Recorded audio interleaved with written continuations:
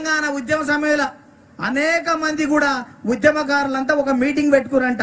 తెలంగాణ రాష్ట్రం వచ్చిన తర్వాత ఎవరు ముఖ్యమంత్రి అయిదాం, జేఎస్ఐన కావాలన్నా, కేసీఆర్ కావాలన్నా, ప్రజా సంఘాలు కావాలని.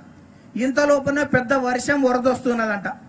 వరదొస్తున్న టైంలో ఇక్కడికి వెళ్ళి ఫోన్ చేసిర్రు ముఖ్యమంత్రి గారికి. అప్పుడు ఉన్నటువంటి ముఖ్యమంత్రి జర హెలికాప్టర్ పంపి మేము వాటర్లో తగ్గిపోయినాం, అసలే రాష్ట్రాన్ని సాధించినాం, ఉన్నదే 6 ఉన్నాం, మమ్మల్ని ఎట్లనన్నా కాపాడంటే హెలికాప్టర్ వచ్చిందంట.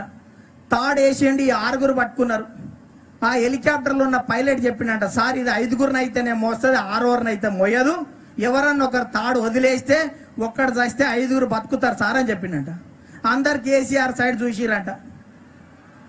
ఏంద్రా వీళ్ళేమో నా సైడ్ చూస్తురంటే, తెలంగాణ వస్తే చాలన్నావు కదా, నీ పిల్లలు కూడా పెద్దోళ్ళు అయ్యారు కదా, జర నువ్వు ఒక్కని వదిలిపెట్టి రాదన్నారంట.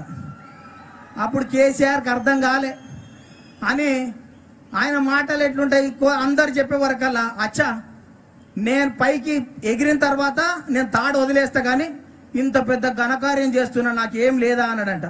ఏం చేయాలన్నారంట. ఒక్కసారి సప్పట్లు గట్టి కొట్టరాదు అన్నాడంట. గాల్లో లేచిన తర్వాత 5 గట్టిగా సప్పట్లు కొట్టిరు, పోయి నీళ్ళలో పడ్డరు. ఈడొక్కడే హెలికాప్టర్లు వచ్చి ఇవాళ రాష్ట్రాన్ని వెళ్తున్నాడు. అందుకనే ఉద్యమకారులు లేరు, అంత తెలంగాణ ద్రోహులు. ఇలా క్యాబినెట్లు ఎందుకున్నారంటే అసలు ఆడనే వదిలేసిండు. మొన్ననే హైదరాబాద్లో కూడా చెప్పిన, ఓ భార్యాభర్తలు ఇద్దరు కలిసి పోయినరంట.